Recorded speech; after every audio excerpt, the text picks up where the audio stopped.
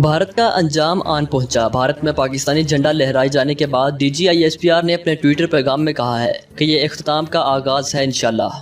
उन्होंने भारतीय TV channel पर भारत में पाकिस्तानी परचम लहराए जाने की खबर शेयर करते हुए लिखा कि टाइम्स नाउ कश्मीर बनेगा पाकिस्तान, पाकिस्तान जिंदाबाद। याद रहे कि गुज़िश्ता रोज़ भारतीय रियासत केराला के एक कॉलेज में पाकिस्तानी झंडा लहरा दिया गया था।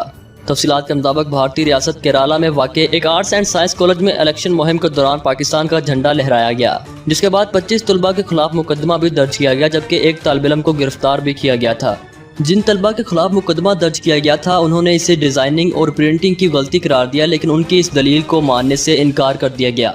ख्याल रहे कि इससे कबल भी भारत में कई मरतबा मुनक्कद की जाने वाली तकारीब में पाकिस्तान के हक में और भारत के खिलाफ नारे लगते रहते हैं, जबकि मकबूजा कश्मीर में तो पाकिस्तान जिंदाबाद के नारे और पाकिस्तान का झंडा लहराता हुआ नजर आता है। लेकिन गुज़िश्ता बरस नई दिल्ली में मुनक्कद होने वाली एक तकरीब में पाकिस्तान जिंदाबाद के नारे लग गए थे, जिसने भारत की नींदें उड़ा दी थी।